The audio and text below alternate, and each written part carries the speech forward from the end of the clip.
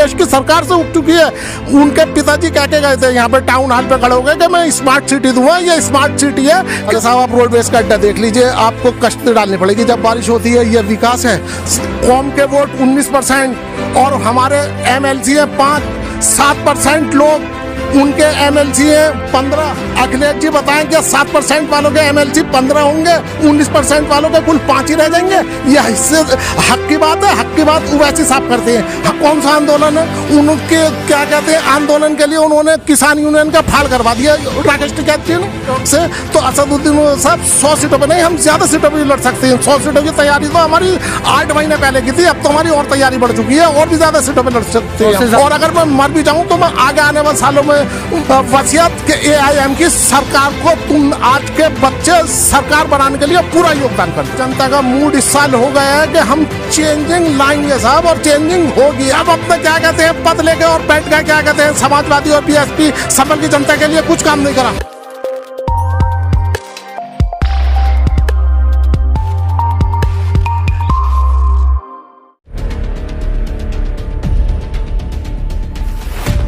अरे साहब क्यों मौका न देने की है? जनता उग चुकी है यहाँ से। 40 साल के MP से उग चुकी है, 30 साल के MLA से उग चुकी है, इस सरकार से उग चुकी है। 89 से लेकर 2012 तक की अखिलेश की सरकार से उग चुकी है। उनके पिताजी कह के गए थे यहाँ पे टाउन हॉल पे खड़े हो गए कि मैं स्मार्ट सिटी दूंगा, ये स्मार्ट सिटी है। कि इसे ADM संभल बैठते थे, UP के सबसे पहले थे, उठा के भेज दिया। आप कहते हो कि बदलाव नहीं चाहती जनता, बदलाव चाहती है। मुशीर खान तरीन विकास के लिए संघर्ष करा है। मुशीर खान तरीन ने सड़कों पे खड़े होकर हर आवाज़ उठाई है संभल की जनता के लिए। किसने आवाज़ उठाई यहाँ पे? सब अपने क्या कहते हैं पद लेके और बैठ गए, क्या कहते हैं समाजवादी और BSP संभल की जनता के लिए कुछ काम नहीं करा।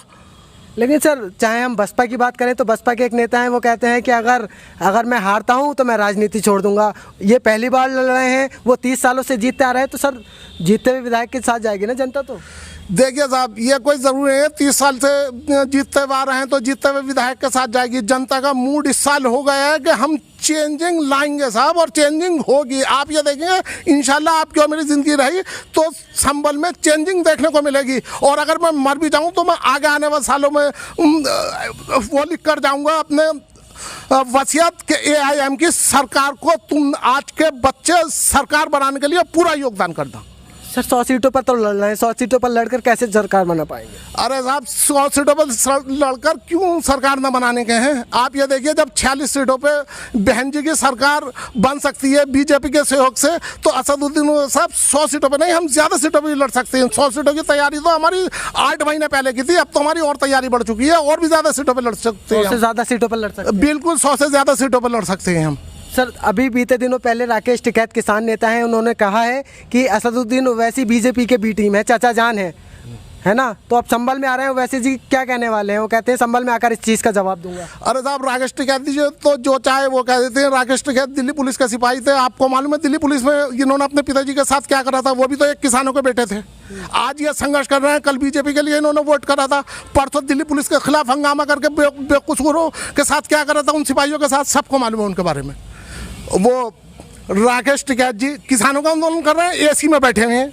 अगर AC में बैठे रहते हैं, फोटो खिंचवाने के लिए होते हैं तो सड़क पे आ जाते हैं साहब। उनका कौन सा आंदोलन है? उनके क्या कहते हैं आंदोलन के लिए उन्होंने किसान यूनियन का फाड़ करवा दिया राकेश टिकैत जी ने। वो तो किसान आंदोलन है, तो किसान सर AC में नहीं बैठ सकता? अरे संघर्ष तो करिए, AC में बैठ सकता है। हम किसानों के साथ हैं, किसानों की मांग पूरी होनी चाहिए, लेकिन राकेश टिकैत जी के बोलों के साथ नहीं है हम। अच्छा, तो एक चीज़ और सर, अगले दिन ही CM योगी का दौरा संभल में होने वाला है, अखिलेश यादव का भी दौरा होने वाला है, तो जनता जाएगी उनके साथ? क्या लग रहा है? देखिए ये तो जनता का मूड है, हम तो अपनी तैयारी कर रहे हैं। और माशाल्लाह कार्यकर्ता हमारे ओवैसी साहब ब्रीफ करेंगे कार्यकर्ताओं को, और हम ओवैसी साहब की सभा के लिए हम ब्रीफ कर रहे हैं, और इंशाल्लाह हमारे कार्यकर्ता पहुंचेंगे ओवैसी साहब की सभा में। सर MIM को ज्वाइन करने की क्या खास वजह थी? सिर्फ उनके आपने स्पीच सुनी है इसलिए आप चले गए, या और कोई वजह है इसकी? देखिए हम सोशल एक्टिविस्ट थे और हम सोशल वर्किंग का काम करते थे।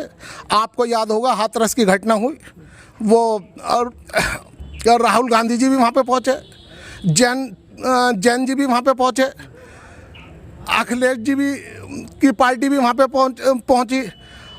साहब जब उस कांड होता है दिल्ली में, राबिया के साथ, तो वहाँ पे ये नेता कहाँ सो रहे थे? वहाँ पे असदुद्दीन ओवैसी के दिल्ली प्रदेश के अध्यक्ष कलीमुल हफीज साहब बोलते हैं। क्या इसमें भी भेदभाव होगा? हमें इनकी नीति पता चल गई कि ये वहाँ पे एजिटेशन भी जो करते हैं, वहाँ पे जो जाते हैं तो ये धर्म के आधार पे जाते हैं क्या? ये वहाँ पे भी क्या वो लड़की नहीं थी? क्या इनके पास कन्याओं का सम्मान नहीं है? कन्या सब बराबर है। क्या गए राहुल गांधी जी? क्या गए अखिलेश जी? क्या गए जयंत जी गए? क्या किसी ने उसके परिवार को साथ न दी? क्या उसके परिवार से मिले? सिर्फ असदुद्दीन ओवैसी साहब की पार्टी के लोग गए, वहाँ पे जाके कहा तो मुकदमा लिखा गया है उसके साथ। 2022 विधानसभा चुनाव को लेकर सभी राजनीतिक पार्टियां एक्टिव हैं। 100 सीटों पर ओवैसी साहब भी लड़ रहे हैं। कितनी 100 सीटों में से कितनी सीटें जीत सकते हैं? देखिए साहब, मिशन तो हमारा 100 सीटों से भी ज़्यादा लड़ने का है। और आप मानिए कि ये यहाँ का यूपी का कौम जाग चुकी है। असदुद्दीन साहब के हाथों को मजबूत करना है, असदुद्दीन साहब की पार्टी को मजबूत करना है, और मजबूत वो हो चुकी है। इंशाल्लाह हम बहुत ही अच्छे रिजल्ट निकाल के लाएंगे। बहुत अच्छे रिजल्ट निकाल के। ओवैसी जी आ रहे हैं, कह रहे हैं हम हिस्सेदारी की बात करते हुए आ रहे हैं, तो ऐसी क्या हिस्सेदारी चाहिए आप लोगों को? बिल्कुल हिस्सेदारी की बात होनी चाहिए साहब।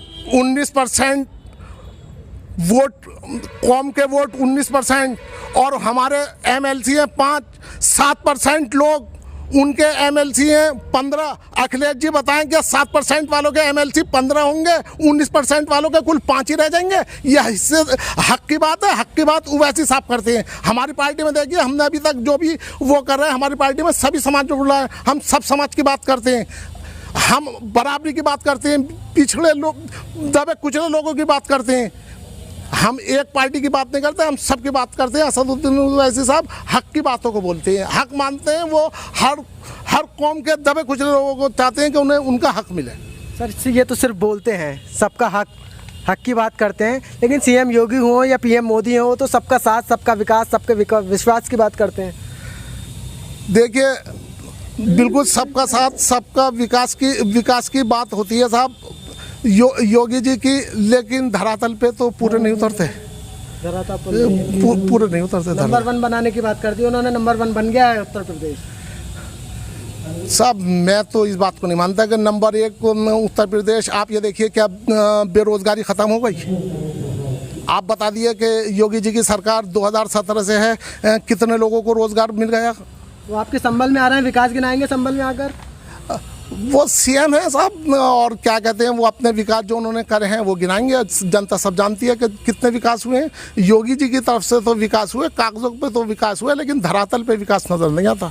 संबल में हुआ कितना विकास हुआ है? अरे साहब, आप रोडवेज का अड्डा देख लीजिए, आपको कश्ती डालनी पड़ेगी जब बारिश होती है। ये विकास है। संबल का हॉस्पिटल देख लीजिए, जाने के बाद में एक मामूली से बुखार आने के बाद भी रेफर कर दिया जाता है मुरादाबाद के लिए। बच्चा इस चाइल्ड स्पेशलिस्ट नहीं है, जबकि 3rd वेव आने वाली है। क्या ये संबल का विकास है? करोड़ रुपए दिए तो हैं, कहाँ है वो? कहाँ है विकास? कहाँ है? 20 करोड़ रुपए हैं, मशीनरी लेके दे देते ना। कौन सी है? आपको एक जो है क्या कहते हैं, कोई मशीनरी भी अगर वहाँ पे हो, आप दिखा दीजिए। हद तो यह है कि कोरोना का पीरियड आपने देखा है, ऑक्सीजन तक की उपलब्ध नहीं थी। तो इस बार जनता मूड बना रही है एमआईएम की तरफ।